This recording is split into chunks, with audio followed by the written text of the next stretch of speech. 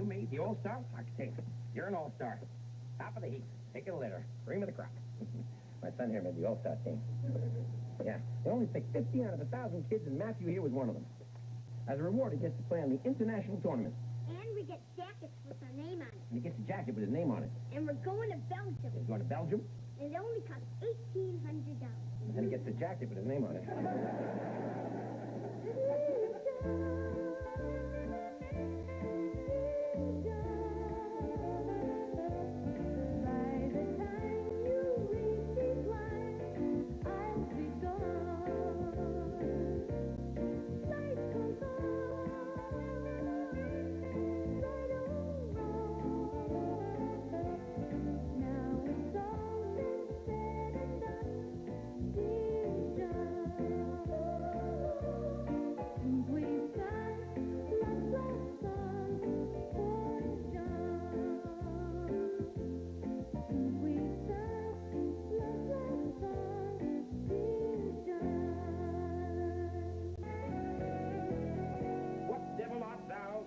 Torment me thus. This torture should be roared in dismal hell. Now, who did Shakespeare write that speech for? For somebody who could act? Juliet. Saved by the bell. Oh, remember, Monday is career day. We're going to have a guest speaker instead of the usual lesson. Right. That means you get twice as much homework for Tuesday. Oh, wow. Hi. Who is this guest speaker anyway? It's a former student of mine from the very first English class I ever taught. All right, we're going to meet George Burns. Hi, come in. Keep that sense of humor. You're going to need it when you get your report card. Hey, John. Old buddy. Oh, hi, Brad. Listen, Brad, I'd love to chat, but I got to run down to the credit union to apply for a loan. What, again? Yeah. John, they're going to name a wing after you. What is it this time? Oh, I need $1,800 for my son to go to Europe to play soccer. Soccer? Your son? Wow, who ever think you'd have a jock in your family? Well, it's a great opportunity for Matt, but luxuries like this, they're really roughing a teacher's salary. Hey, you know what I mean? tell me about it. I'm still paying off that Nintendo I bought last Christmas. Oh, yeah, did your kid like it? Yeah, right, like I really let him touch it. John, buddy, I need a favor. It's about our headmaster's son. Oh, you mean Stretch Hendricks? Yeah, he just left. As you know, he's also on my varsity basketball team. Now, I understand he hasn't been doing too well in your class. Oh, hold it right there, Brad. Hold it right there. Now, I know all about those little favors that the athletic department asks from the academic department, so count me out. I would never pass a student just to keep him eligible for the basketball team. All right, great. And I can count on you to flunk him. What do you mean flunk him? John, the kid can't shoot. He can't jump. He can't run. The other day, I told him to sit on the bench. He tried. He missed. Excuse me. Oh, hi, Coach. Hi, Stretch. I forgot my coat.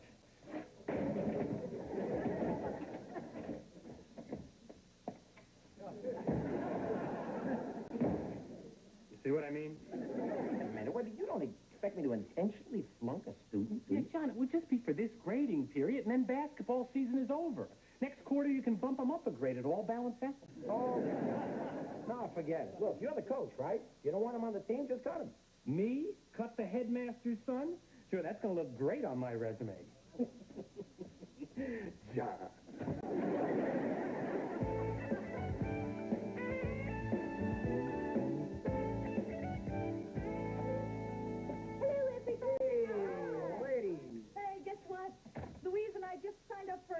That they're giving here at the center. What kind of class? Well, we'll give you a hint.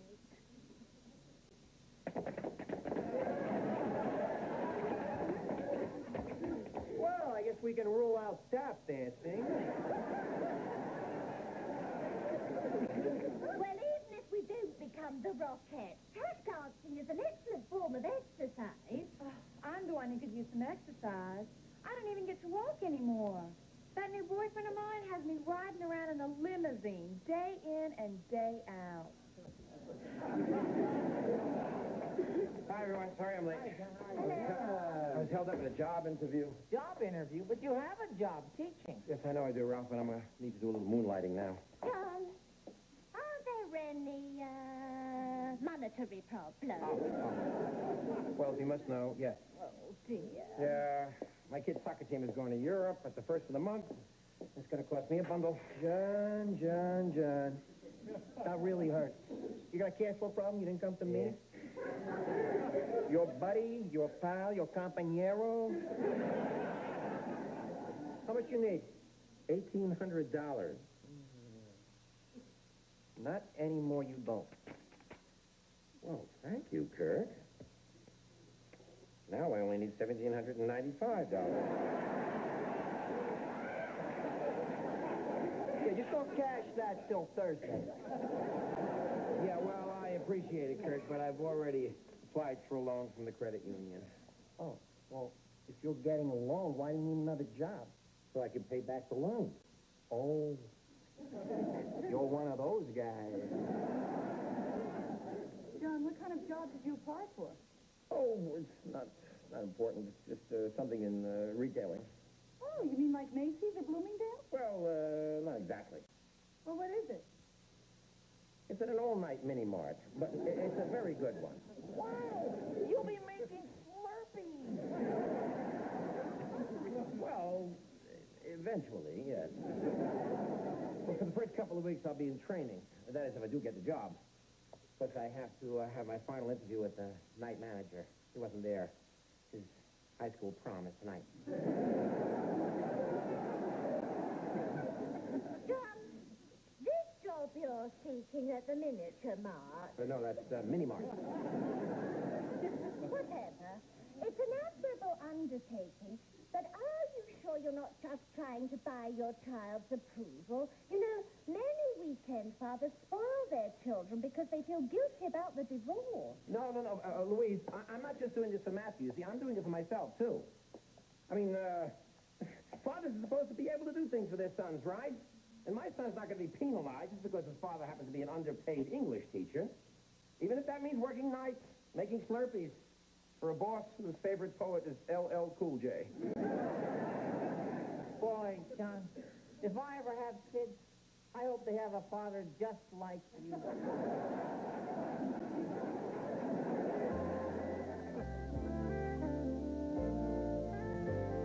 If you really want to make publishing your career, there's something you should remember. Publishing is a tough career to break into. But if you persevere, you can do it. At Stenmark Publishing, we're constantly on the lookout for bright, eager minds. Okay, we have time for just one last question, so make it a good one. Well, you're a big head. Oh. Yeah, Sandy. When you were a student in Mr. Lacey's class, what was he like back then? Was he cute? Whoa, looks like we're out of time, isn't it? No. To tell you the truth, all of the girls had a crush on him. He reminded us of John Travolta in Saturday Night Fever. What was Saturday Night Fever? Ask your history teacher. Okay, that's it. Thank you very much. Remember, the lessons are the same as tomorrow. Read the same book, all right? Same material, same everything. I had a great time, Mr. Lacey. Thanks for inviting me. Oh, please, stop with the Mr. Lacey's. I guess I can't help it. I still think of you as my favorite teacher. Well, thanks. That's nice to hear. I still can't believe it. I mean, look at you. You're a big executive. Seems like only yesterday I was yelling at you in my class for snapping your gum. It wasn't gum. It was the rubber bands on my braces. Oh, well, I apologize. It's okay, Mr. Lacey. Oh, come on. Call me John. Okay. John. It's a funny-sounding name, isn't it, John? Barbara, again, I can't thank you enough for coming today. Hey, it was the least I can do. You know, you were the inspiration for my going into publishing in the first place. Okay, I was, really? So remember, I owe you one. Well, thank you. Hey, I bet you get swamped with a lot of manuscripts that you have to read down there, right? Oh, yeah. Everybody's a writer. Well, I was just thinking, you know, I like to keep up with the latest trends in literature and have so darn much time on my hands. Why don't I read some of those manuscripts for you on the weekends? You know, sort of a part-time thing. We don't hire part-time help. It's company policy. Oh, well, yeah, I understand. But You know, if you're interested, we do have a full-time position open for an associate editor. Me, an editor? Well, Yeah, with your eye for quality writing and your knowledge of literature, who better than you? And the starting salary isn't too bad either, $52,000. well, thank you. I'm very flattered, but my job is here. I'm a teacher. I'm an educator. $52,000. Dollars. No. No, I can't leave the kids. You know, I really love those kids. Well, most of them. I mean, a few of them. Okay, I'm not going to push it. Well, thanks anyway. My pleasure. $55,000. Nothing. Yes, a good test. $55,000. John. Oh, hi, Dr. Hendricks. Yes. John, I have to talk to you. But what I have to say is said not as your boss, not as the headmaster, but as a parent. My son tells me that he's been working very hard on some sort of paper for your class. Oh, yeah, stretch. Yeah. It's a term paper. It's worth 60% of the grade. And when it comes to grading, I'm sure that you'll be impartial and objective. Yeah, as always. Good. Just as I'll be impartial and objective when it comes to deciding the English department's new budget. Are you saying this as a parent or as a boss? That's very funny. As a boss. Right. Well, I'm sure that impartiality and objectivity will certainly win out. As always. Oh, this came to the office. It's something from the credit union. Oh, thanks. Oh, hi, Dr. Hendricks. Nice suit. John, what did Hendricks want? Any problems with his marriage? Maybe his wife will leave him and take the kid. Oh, damn! Credit union turned me down. Oh, no. Oh, would you believe it? I must be an idiot putting up with all this damn foolish school politics. And with students who make me feel like I'm interrupting their MTV time, shoving literature down their throats. I do all this, and I still have to scrounge to provide a little something special for my own son.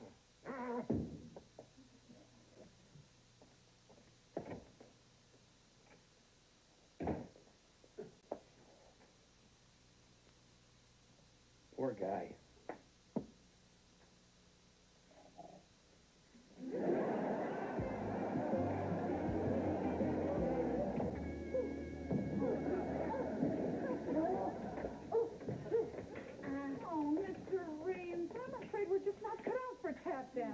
We're thinking of using our feet for firewood. Wait.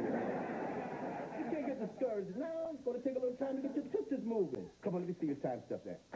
Come on.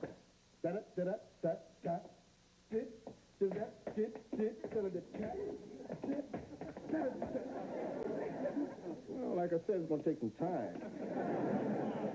Take a whole mess of time. I'm afraid we're hopeless. No such thing. Trust me. A little practice, you'll be able to do things like this in no time. See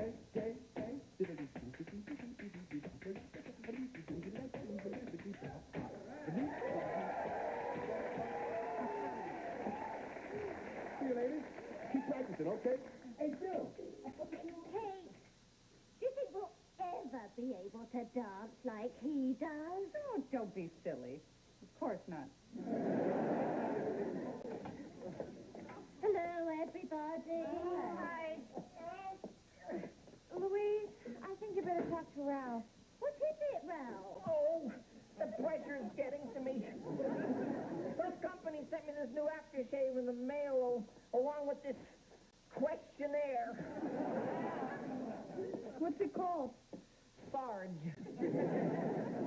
Sarge? Yeah, they claim it'll bring any woman to attention. Do they make body lotions? So what's the problem, Ralph? Well, I just can't decide what to put on this card. They say that my response represents the opinion of 15 million men. Well, what I like isn't what other men like.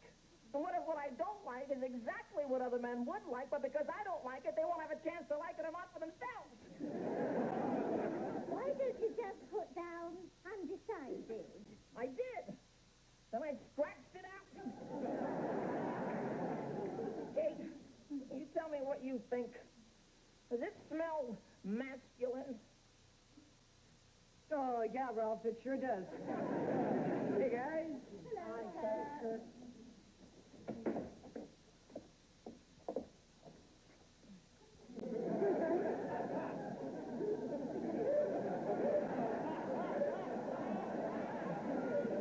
Hey, Red. Little butch tonight, huh?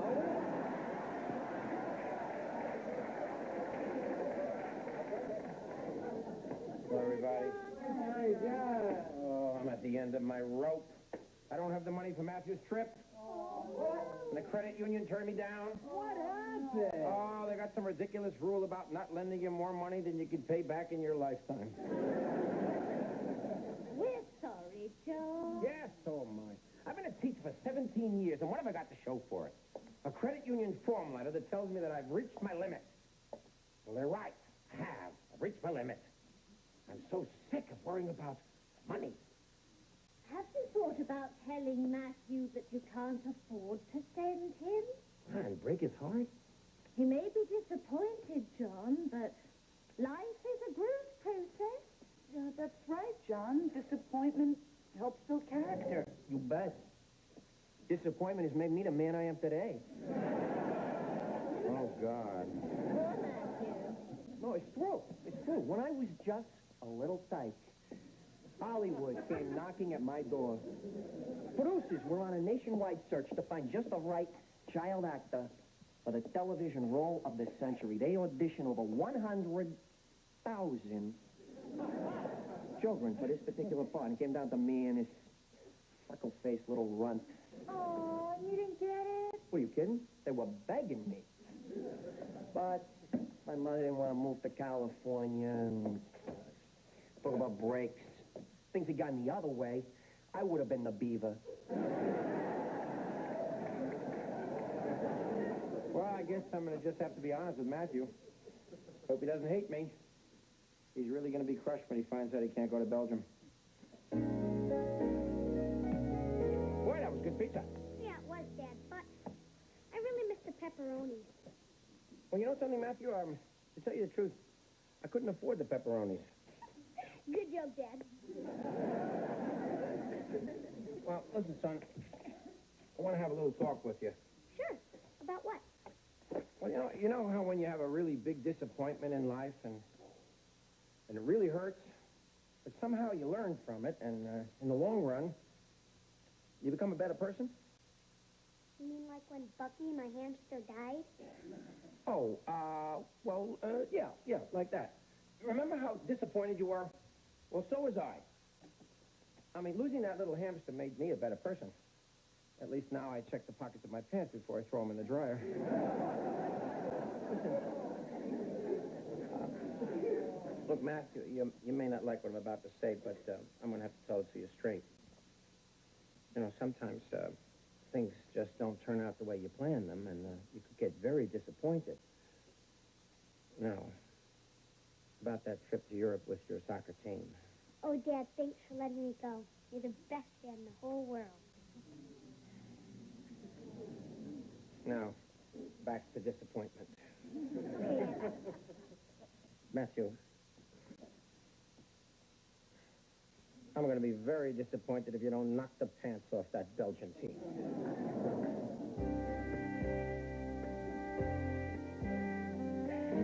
John, I can't tell you how happy I am that you decided to accept our offer. Well, I thought I needed a change of scenery, you know, a new challenge, a chance to explore new horizons.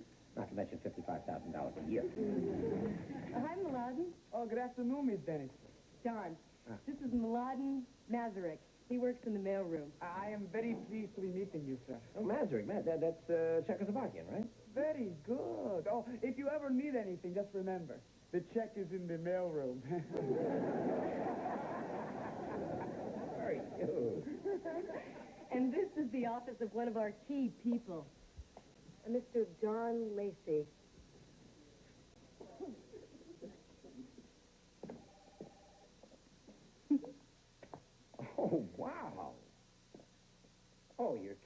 This isn't going to be my office. Wow. I love it. Always wanted a chair like that. Go ahead, sit in it. It's yours now. Is it comfortable? If it was any softer, I'd marry it. Oh, look at that, a speakerphone. Tool of the trade. I hate when people talk on these. You know, they're very impersonal. It's very rude. You don't have to use it. Fat chance. Listen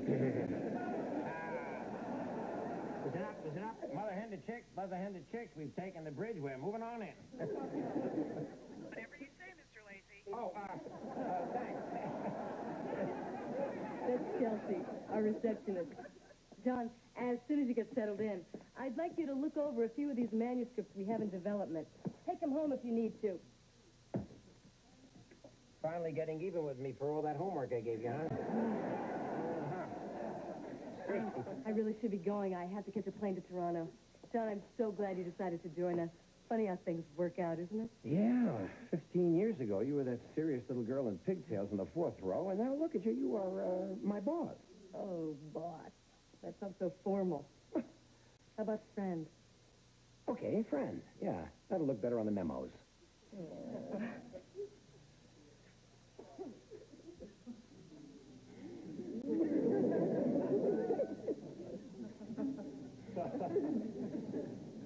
Welcome aboard.